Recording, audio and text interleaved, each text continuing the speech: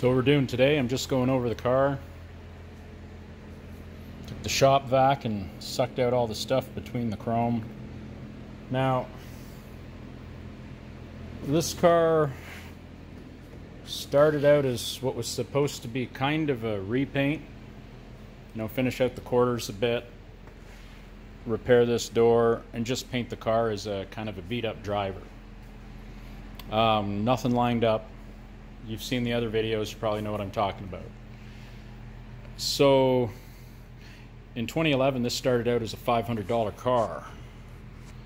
So you can imagine how rough this car was. There was no doors, no fenders. But the guy that bought the car at that price owned this car back in the late 70s, early 80s. He basically put a bunch of Bondo in the quarters, painted the car quick, and his wife drove this thing for years until the frame rails started rotting out and other stuff and floor pans. So he sold the car, and I mean, back then these weren't worth what they were worth now, right? 80s. And apparently 6 people had owned the car since he got rid of it, and then the last guy that owned it looked at the paperwork and got a hold of this guy and said, "Hey, I happen to have this car, would you like it back?" He goes, "It's rough." I don't know if he was selling it for parts or scrap or what his intentions were, but of course the guy brought it back. And he had just finished a resto on a 69 GTX convertible, which I believe is a 4-gear, either a 440 or 426. But either or, he had a lot of parts left over. The trunk lid was something that was dented up and wavy, as well as the bottom of the trunk lid was rotted out. So none of that existed. The dark color you see there is some of the, I don't know. We got to wash it off. There's places where the car's not 100%. So this is not a restoration. That's not what you're looking at here. Now in other videos I had where the bucket, someone had cut this here with a torch and we don't even know why. Who knows? So we basically took a section out of another piece. Well, let's see. We had these right here. They were cut off of some old field car that was rotting. All around is bad, but the inner structures were okay. So you can see in that one there where we cut a big chunk of it out. And I basically just shaved it down and shaved down what was on the car till it all fit. It's a little rough and crude, but the backside is flush. The gasket will hold. It will not leak. That's what we were doing there. We don't care what it looks like in behind. The quarters were the 80% quarters that only come up to here.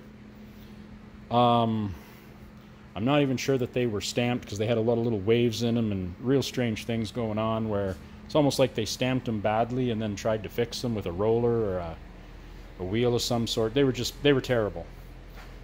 We've got them to where we believe they're straight. This is where we're going to run with them. Whatever work was done up in here, it was waves, waves, and more waves. The roof panel was real nice. And let's hope it's done because I'm done working on the roof panel. As far as I'm concerned, it's scuff and shoot. With the exception of there was a tiny little hole up in the middle where we believe someone used too long a screw in the dome light and it was literally a pinhole. So we knocked that down a little bit. Now, we couldn't weld because brand new interior, brand new headliner. And we weren't taking all that back out. Apparently headliners are a bugger in these things. I just get that done, so I don't know. I probably would have had it taken out. But the hole was a pinhole. So what I did is I had someone go inside the car, put air on it. Had another friend on top of the car here with me just holding the second hose off my other compressor, and I basically just went in right into the hole, and it was a tiny hole. You probably could have glued it shut, but I basically took the welder, I think I set it on B for the heat and about 2 on the feed, and I just stuck it out a little bit farther than it needed to be, and I just drove it down in there, and then we kept the cold on it. Anyway, it's welded with one little spot, and it penetrated in there.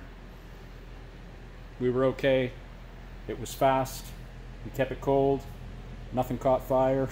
So I told him that's what I'm going to try, and he said, okay. And the idea there is not to throw a bunch of heat in it. So it was literally just like, as soon as it touched, it was like 1, 2, 3, and pull it. And that's all it took. Now, because we knocked it down a little bit once we were done, just to be 100% sure, we ground the weld off a little bit. And I mean, I used one of those mini air belt sander things, right? And I just touched it on and took a little bit of that weld off. And then we filled the hole with a little bit of Metaltech. I can't remember the brand. I think it might have been a JB Weld product, but it was a high-speed, high-steel, and I've used it on other stuff. You can't knock it off. So that's what I actually used as a filler. And then we basically just ground it flush, a little bit less than flush, and then we put a little bit of high build primer, epoxy primer, over top of the whole thing, which will seal it all up. And we basically just blocked it into the roof, and it's perfect. No one's ever going to know that was there. This panel was all banged up here. We don't know why. We fixed that. This door might have been the only good part on the car, other than a few chips, and then here was kind of deformed. So we basically blocked this into the fender. We're painting all the car together. Now, I don't like to do that, but in the case of this car, things were tweaked and weird and different. Everything on this car, from the doors to the fenders, the trunk was rejected. He fixed the bottom, but it was full of dings and waves and dents. And I gotta say, those trunks are really tricky, so if you can replace it and you're not an amazing body guy, and I'm not, I tried, and quite frankly, if we got a couple waves in it, we're just gonna deal with it, because it is what it is. And I told him, I said, worst case scenario, when you do find another trunk, we'll blast some yellow paint on it. We have the code, we'll throw it on the car. I think it's gonna be fine, but we'll see. It may not. Now, the hood's got a lot of hours of work into it. It's a really cool hood, but the whole thing was hail damaged, like severely hail damaged. We've got that fairly straight enough for a yellow car, so we're happy. This fender had dings and wobbles and all kinds of things in it. Most importantly, the whole top had been replaced and patches flush welded in. Unfortunately, they didn't get the curve, so it didn't match the hood. So we had to do metal work, bring that up, and then do a bunch of filler work to bring that up some more. You can see where we managed to keep the work. Like, it's not a lot, but it was enough that the hood didn't fit, right? So that sucked. So what I got to do now is I got to come around. We're going to have to tape and have to wash that off with gun wash, any overspray I got anywhere. But we're going to come in, do a foam tape, a little bit of paper, and I'm basically going to airbrush that edge yellow. Same with this. There's a little bit down here and whatnot. We're going to find out a spot. When I say airbrush, I'm just going to run my regular paint gun and I'm going to turn it way down, and we're just going to blend some spots. Like up in here, I don't think primer, yeah, right here. So a little bit of gun wash thinner, it'll wash that right off. And then whatever it doesn't, if we got to airbrush anything, we will. The side of this hood, I think we'll have, yeah, see down here, we might just wash that off. This up here, I'm sure will all catch paint, because we're going to, well, I might leave the hood just popped a little bit, so we'll catch those edges. So maybe what I'll do is we'll tape that this way and gently, well, you know what, I'll probably run a piece of foam tape right under this lip. When we paint the hood, I know we'll be able to catch that. I'll leave the hood popped a touch. This fender, so this was a 68 fender, so the guy before I got it welded in the marker light, which would have been the little round one, and then he cut that this piece here. That came out of an old beat up fender that he had, maybe off this car or another car, but he turned it into a 69 fender. It also was repaired at the top, but it's not off by much. I think we're okay. So I adjusted the hood in a way that they're both a touch high, but I think it's right where we can live with it. As for everything else on the car, it's all flat, boarded together. Gap's a little bit big up here, but nothing crazy. And because this car was out of whack, if that's the only gap that's a little big, we're happy with that. This gap is good. Why does it? Oh, the door's not closed, so it looks a little bit off, but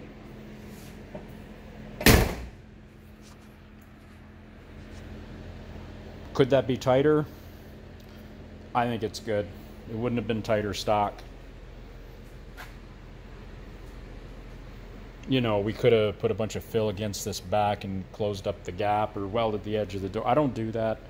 This is about roughly what stock would have been, if that. So this is definitely good enough for this car. This plane is all blocked together. The door, I basically took the previous bodywork out, and when we did the quarter, we bodyworked them both together, cut out our gap, and sanded it.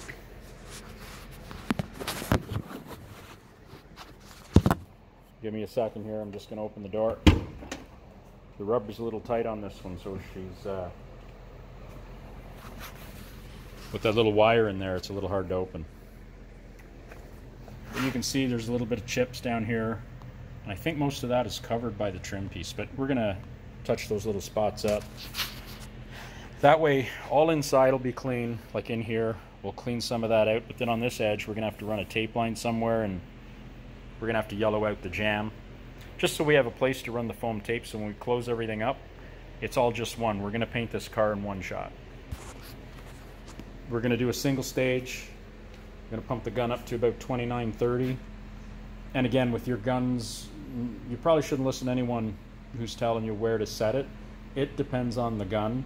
And I've recently discovered with the strike package that I've done, I set my compressor at about 65, and then on the gun I have the gauge, and I set that gauge, for me, base coat, clear coat.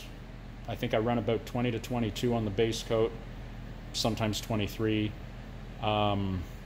Again, with the stuff I use in the gun I've got, and then I crank it up to about 25, 26 with the clear. But when I do the single stage urethane, and again I'm talking in this case what Limco Select, Supreme Select. Anyway, we run that at just between the 29-30 on the gauge. Like when you're hitting the trigger, she's, you know, she almost keeps at the 30. That's when I shoot it that way, goes on quick and thick. I usually have the liquid, the paint. I have that wide open. I set it wide open, and then I give it one turn in. And I've noticed if I turn it in about 3/4 of a turn in instead, and at 29-30 pounds, that seems to be the sweet spot where it lays it down pretty much like glass. You'll get a little bit of a peel, but I mean, we're talking like say 2020 Chevy truck orange peel, or maybe less. Like it's so faint that it's nice. It's a really good look. And people can't tell the difference between that and if I do a base clear and a solid color. So that's what I've been using on these. I find it looks more authentic. Now this door, we had to pop the skin off, reshape the door, and weld it all back together. So we're gonna have to come back in here, and actually I'm gonna clean that up today, and we're gonna have to airbrush all that in, or, you know, blow in some yellow up there, clean some primer off. There's no sense repainting everything. So we're going to do a little bit of that work today. And this quarter was also really bad, same idea, but this top piece on this side, you could see where they had wheeled it, and it was all rippled from one end right to the other. Like it was a mess, where the other side had a couple ripples, but this side was a mess up top. But then down below, this one, even though we saw a few crazy dents, the majority of this panel was good. Where on the other side, the top was perfect, a couple little dings. The body line even on this side was out, where on the other side it was okay. But I think the other side, the bottom, the whole thing was just a mess. These 80% quarters, I think, are meant to be cut up for what you need, and then you body work them in. So when you do use them as a quarter to repair your project, and this, like, people weld them down here, which is fine. This guy welded them across here, like, and it's kind of way up. But, you know, he had to put a lot of fill in this to get it right. Now, of course, when I started blocking the car, the closer I came to the end, right here, it seemed to come up and dip down, and so I fixed the quarter, but then I realized up here wasn't good, so I had to build this up and fill it again. So this car needed a lot of... Now, the owner is a mechanic. He's got a lot of cool cars. He's got a good collection of Mopars. He did a lot of this work himself, and the work he did wasn't terrible, but he had a guy who was supposed to be a professional put the quarters on, And I mean, I'm not going to knock the guy, and I don't even know who the guy is, but the reality is these quarters weren't meant to do this. They got them on the car, and I mean, things line up pretty good. The bottom of this car looks really good. It's all new steel underneath.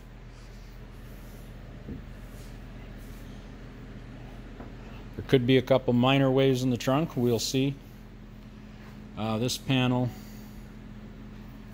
it was okay, and then at the very end, right over where you see that clean primer, there was 3 dents that I had never really noticed. There was just so much wrong with this car. It was hard to see everything. This was a hard car to assess. This rubber didn't contact the trunk. It had been hit down here at one time, and someone had bondoed it up to make it look good. You could literally put your hand in there. And he didn't like that. So to push it out, I had to actually take this whole corner out and knock it. Like, it was a big, you know, it had to be fixed properly. And I mean, it's not 100%, but for this car, it's close enough. Like, it's nice. And what I concentrated on the back of this car, what you see between the bumper and the trim and the trunk, it's half decent. But when you put the taillight buckets back on, the extensions, the quarter extensions, they line up and look pretty good. I think down here we got a little bit of stick out, but I mean, there's only so much round you can put into this before it starts to look weird. So I've got it to where I think we'll be okay. So if it's a touch off in the corner, we're gonna deal with that, because I can't just round it off, right? People say there's something weird there. But the way I have it, it kind of flows really well. So we're gonna leave that alone. The same with this side. Literally had to add steel, weld it in, and then shape that edge. And then on this side, we had to cut it and move it out. Now we could only go so far, but everything had to be cut and moved and welded. I learned these weird hand things from probably watching too much Vice Grip Garage.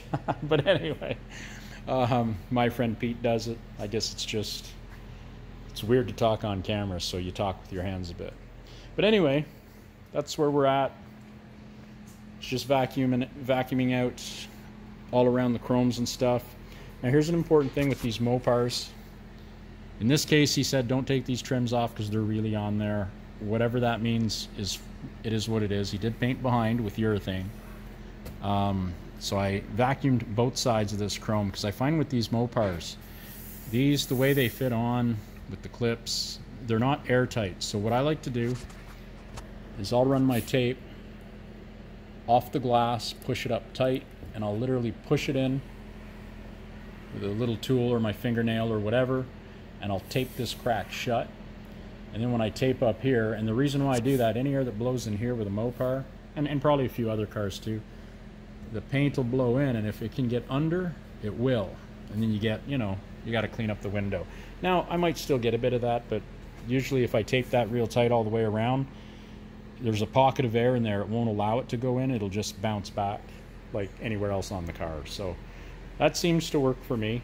If there's any better ways, comment down below. I like to try stuff. The whole point is everybody can learn how to do this stuff together, right? I pre-fit the trims on the back to make sure there was holes in the quarters. I didn't bother with the fronts. I'll deal with those later. I didn't body work down there. It seems to be nice and straight. We're going to leave that alone. When I start airbrushing and stuff, there's a few places I prime. I might prime that. The whole rest of the car, the doors didn't need to be primed, but then when I put the last coat of primer on, I tried to avoid, like, he didn't want these coming off either. I think they should come off, but who knows how he put them on. If you come up here, you can see how he painted behind them already. That's why you see yellow here. So when I primed everything to match, well, I left the yellow, because let's face it, the yellow's going to bury that. It'll all look the same. But down the side of the car, you kind of want that same color, right? So even if you can repaint on there, like in this case, it was a lighter primer, and there was some weird red primer. I don't know what that'll do to the yellow, so we basically buried the whole thing in primer when the car was done. So now as I go around, clean the car, tape the car, scuff, we're going to scuff everything again. I was told this was all done with the urethane, but it looks kind of dull to me. So I think I'm just going to gently scuff this all. It could be spray bombed. I don't... He says it wasn't, and I don't think it is, but it... Like up here looks like urethane, but down here... it looks odd. So I'm going to basically red Scotch-Brite that, and we're just going to recoat the whole thing.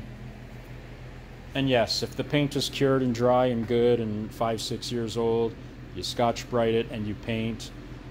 If you do a good job Scotch-Briting it, it's going to hold out. Keep in mind, these cars, well, not everybody does it, but I know this car will be in a heated garage. That's where it's going to live its life. It'll only go out when it's driven around. The paint on this thing's going to last forever. And again, I'd like to do more. I'd probably just epoxy prime, well, sand it down, epoxy it, but at the end of the day, there's a budget on the car. And I know this looks like, well, it's a B-body, you should do this, you should do that. Look, the owner don't want to do all that. He's done everything he wants to do to it. He's 70. This is not a restoration. This is a driver. And mostly his wife is going to drive it. But, hey, either of them aren't afraid to light up the tires and take it to town and get all up on it. Transmission's like something that was rebuilt at some time. The engine was totally torn down, and he basically refreshed it from the bottom up. It's got a bit of a cam in it. Oh, she's a torque monster. This thing is actually, I've only moved it around the yard and driven it. I have 2 driveways, so I've driven about, I don't know, 200 feet from driveway to driveway. And, you know, 150, 200 feet, this thing is a monster. I can give it that. You can tell this thing wants to go. So that's the car. The last thing we got to do, there's a little spot here I got to sand on the headlight, or the tail light buckets, the fender extensions. Otherwise, they're okay. But I don't know what paint they were done in. It was kind of holding out.